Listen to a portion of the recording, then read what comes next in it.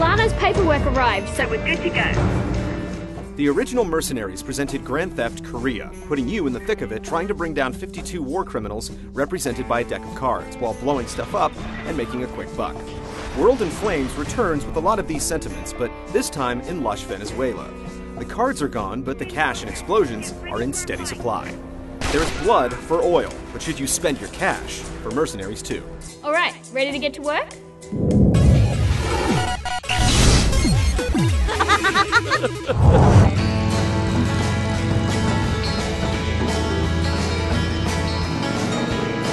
Venezuelan politico Ramon Solano has hired you at a very reasonable rate for a little job. Infiltrate a mansion of a death trap and extract his kidnapped buddy. For a change, that's harder to say than do, as this is the game's tutorial mission.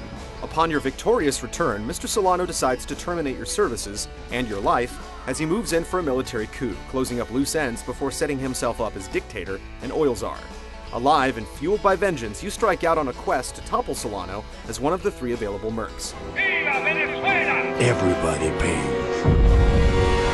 Working on making him pay his debt with interest. Extreme interest. It's bad for business. So's this. Now I have to kill you. That's the kind of cringeworthy dialogue you can expect as the story plays out pretty much exactly as you'd expect. Playing as the different mercs doesn't change the story, but it doesn't really matter. You're right, it's not safe, because I'm here and I am pissed off.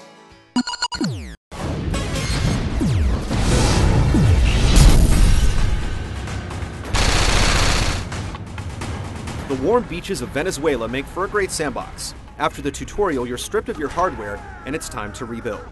This isn't the slow armory accumulation of GTA 4, though. Well-armed battalions, private militaries, various gangs, and cash deposits are littered across the map, so it doesn't take long to rebuild your arsenal. It provides near instant gratification, but it stifles a larger sense of accomplishment.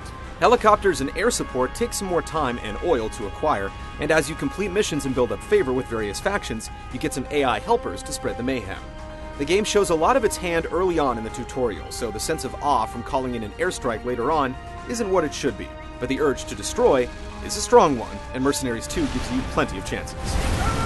Co-op lets you tag team the story, with progress saved on the host's side, with the guest still accumulating wealth. The 2 mercs are tethered together by a fairly long leash, and while there is friendly fire, there are no competitive modes. It's fun, but with only 2 players, a lot more could have been done. While the 52-card deck has gone AWOL, there's still just about as many missions. You'll be taking down head honchos, stealing vehicles, marking locations, and of course, blowing things to Kingdom Come.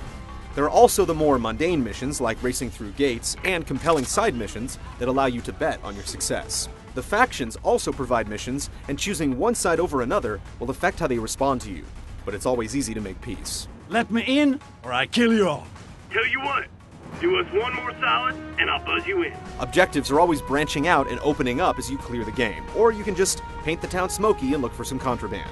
As far as open-world games go, World in Flames is flexible to how you want to play. The co-op gives some legs to a game that's fairly long by today's standards.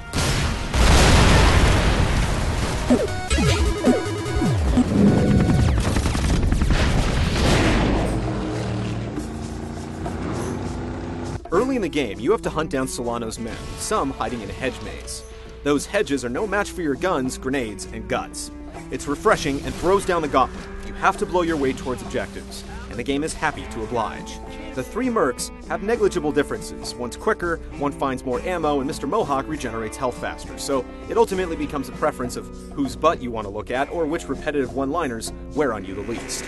I was hoping for a tank. I will call you Lobisa. Let's kill a whole lot of people now, Lobisa. Despite their number, there's not a great deal of variety to the missions. Big guns are usually the best answer, and while it's hard to fault an action game for supplying action, the sandbox design and scale beg for some more variety. It doesn't help that everyone seems to have gone to remedial boot camp, standing around like marks waiting to be slaughtered. Their lack of tactics is made up by their sheer numbers. The challenge is often more in invoking an entertaining experience than planning the perfect ambush with an all-too-generous rebounding health meter. Mercs 2 presents a solid ride, packed with action and some laughs, but you'll get the same thing out of the last hour than you got out of the first. The primal urge to make things go boom is just enough to drag you across the finish line. Carjacking minigames don't make up for inept AI and cookie-cutter missions.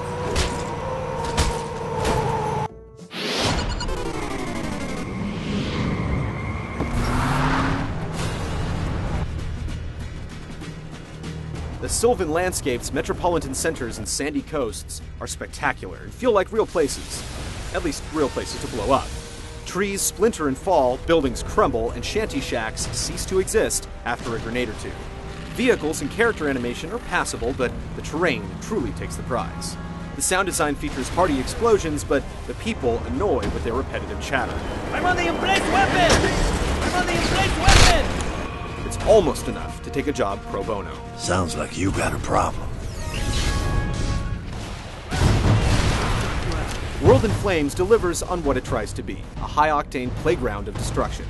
Venezuela's a step up from dreary North Korea, and even if it doesn't provide the payoff or scope of GTA 4, the repetitive action is at least consistent. Mercenaries 2 offers a chance for some mindless fun. Just don't expect much more.